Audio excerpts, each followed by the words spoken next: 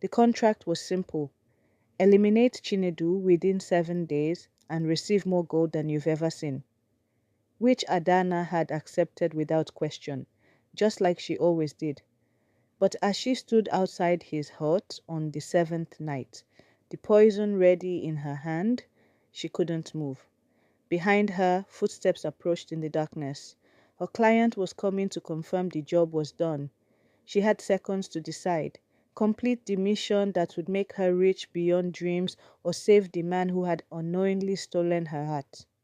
This story begins long ago in the deep forests of Newi village, where events unfolded that would change everything. There lived a witch named Adanna, and her power was known throughout all the surrounding villages. People spoke of her with both fear and respect, for there was no spell Adanna couldn't cast, no curse she couldn't fulfill.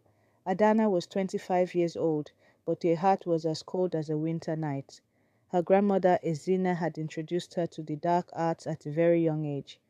Love is weakness, Adanna. Never forget that, Ezina had said before taking her last breath. Our power comes from our emotions, but when the heart softens, power is lost. For 15 years, Adanna had lived by this rule. She was feared, powerful, and utterly alone. She lived by herself in her forest hut, opening her door only when clients came calling. Men brought her gold to destroy their enemies, women begged her to curse their rivals, chiefs hired her to eliminate threats. Adanna performed all these tasks with cold calculation, took her payment, and never thought twice about it. Until that night. Chief Okoro had pounded angrily on Adanna's hut door. He was a powerful man, one of the village's wealthiest merchants, but the fury on his face had transformed him into someone else entirely. Adanna, he had shouted at the door, come out! I need to speak with you. When Adanna slowly opened the door, she saw flames of anger burning in Okoro's eyes. What do you want, Okoro? She asked in a calm voice. I want you to remove Chinedu, Okoro said directly. That cursed man is ruining my business. The villagers prefer to shop at his store. He's stealing my customers. Adanna's brows furrowed. Who is Chinedu? A young merchant from the neighboring village, Okoro explained. He opened a shop here 6 months ago. He sells his goods cheaper than mine, treats people fairly. At this rate, I'll go bankrupt. Adanna considered this. A removal job over business rivalry? It was a routine situation. What's your payment? Okoro poured gold coins from a large pouch onto the table. Adanna's eyes gleamed. It was one of the largest rewards she had ever seen. Half now, half after the job is done, Okoro said. You have 7 days. Chinedu must disappear, but it must look natural. Disease, accident, whatever. The important thing is not to arouse suspicion. Adanna nodded. I accept. Within 7 days, Chinedu will be gone. After Okoro left, Adanna immediately began planning. First, she needed to know her target. She decided to go to the village market the next morning. That was the best place to observe everyone. When she arrived at the market early in the morning, she wore her inconspicuous black cloak among the villagers. She began examining the stalls one by one until a voice caught her attention. Auntie, please don't worry. If you can't pay this week, it's no problem. Get your mother's medicine first. The debt can wait. When Adanna turned her head, she saw a medium-height, broad-shouldered young man. He had a genuine smile on his face and was talking to an elderly woman. The woman was thanking him with tears in her eyes. This must be Chinedu, Adanna thought. The man was indeed treating his customers very well, just as Okoro had described. Adanna continued watching him. Chinedu served his customers patiently all day long. He offered candy to children, helped the elderly, and was never seen turning anyone away. When he closed the market in the evening, he even gave free flour to a poor mother. Strange, Adanna murmured. Most merchants don't behave like this. But this wouldn't change her job. A contract was a contract. That night, when she returned to her hut, she began preparing one of her most powerful potions, a slow-acting but effective mixture. If she could mix it into Chinedu's food, he would become ill within a few days, appearing to have succumbed to sickness. On the second day, she went to the market again. This time she wanted to observe Chinedu more closely. As she wandered near his stall, she listened to how the young man spoke with customers. "This fabric will be perfect for your mother," he was saying to an elderly man. "And don't worry, I can make the price suitable for you." Adanna noticed that Chinedu was indeed selling his goods very cheaply. In fact, he didn't take any money from some customers at all. What kind of business logic was this? Curiously approaching, Chinedu's eyes met hers directly. For a moment, the world seemed to stop. Chinedu's eyes, there was such warmth in them that Adanna's heart began beating strangely. "Madam, can I help you?" Chinedu said politely. Adanna was momentarily surprised. I I was just looking. Of course, you can look as much as you want. If you need anything, just let me know." That smile. Adanna had never seen such a smile before. Genuine, pure, with no hidden agenda. "Thank you," she murmured and quickly moved away. That night in her hut, she sat and pondered. Why was her heart beating like this? Why couldn't she get Chinedu's eyes out of her mind? This was just observation to know her target, nothing more. On the third day, she was more determined. The potion was ready. She just needed to find the right moment. In the evening, she followed Chinedu. After the young man closed the market, he went straight to an elderly woman's house. When Adanna secretly approached, she saw Chinedu bringing food to the woman whose mother was sick.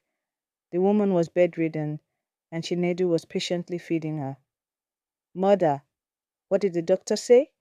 he asked in a worried voice. "I'll get better, my son, don't worry. You just take care of yourself." "I'm perfectly fine, mother. You just get better and everything else will work out." As Adanna watched this scene, she felt something strange. There was a tightness in her chest. This man's love for his mother was so real, so sincere. On the fourth day, Adanna found herself at the market again. This time, not just to watch, but to talk with Chinedu. For some reason, she wanted to hear his voice again. "Hello, madam," Chinedu said when he saw her. "You came back. This is a pleasant surprise." I I was looking at some fabric," Adanna said. She was lying, but her tone sounded very natural. "Great! What kind of fabric are you looking for?" They talked for an hour. Chinedu was very enthusiastic while introducing fabrics, but not just to make a sale, he genuinely wanted to help. Even when Adanna told him she couldn't pay anything, his expression didn't change. "It doesn't matter," he had said. "I understand everyone who's in a difficult situation. I used to be very poor too." "How did you succeed?" Adanna had asked curiously. "I worked very hard, focused on being honest. If you treat people fairly, they trust you. Money is important, of course, but the most important thing is building right relationships with people." These words had settled deep within Adanna. She had never thought like this. In her world, power was more important than everything. Manipulating people, creating fear, taking what she wanted. On the fifth day, Adanna was completely confused. She still carried the potion with her, but somehow couldn't find an opportunity to use it. Actually, there were opportunities, but something was stopping her. It was as if her heart and mind were at war. "This is a job," she tried to convince herself. "Just a job. Don't be emotional, Adanna. What would your grandmother say?"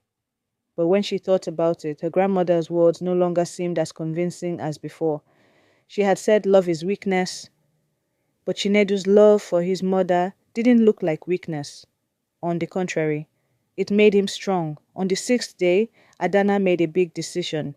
She wanted to have a long conversation with Chinedu, a real conversation. She waited for market closing time and approached. "Chinedu, can I talk with you?" "Of course, madam. Actually, may I learn your name?" She hesitated for a moment. "Adanna." A beautiful name. "Adanna, what did you want to talk to me about?" Why do you do this? I mean, being so kind. Don't people take advantage of you?" Chinedu took on a thoughtful expression. "Sometimes they try to, but I know that if I keep doing the right thing, eventually everything will fall into place. Being kind isn't weakness, Adanna. It's strength." This sentence had deeply affected Adanna. He was saying the exact opposite of her grandmother. But what if someone wants to harm you? I try to understand that person and talk with them. Most of the time, people do wrong because of their own pain. If you can understand that pain, maybe you can change them. Adanna's eyes had filled with tears. This man didn't know her at all, but he was speaking as if he could read her heart. That night in her hut, Adanna cried for hours. She hadn't cried in years. All those suppressed emotions, all that loneliness, all that coldness, everything was coming out. What am I doing? She asked herself. This man is innocent. He's just trying to be a good person. How can I harm him? But on the other hand, the gold coins Okoro had given were on her mind. With that money, she could live comfortably for years. And if she failed the contract, Okoro could have her driven from the village. Maybe other witches would make her a target. When the seventh day arrived, Adanna's resolve had changed. She no longer saw Chinedu as just a target. She she loved him. Admitting this word to herself was very difficult, but it was true. When evening came, she had to make her final decision. Okoro would come at night.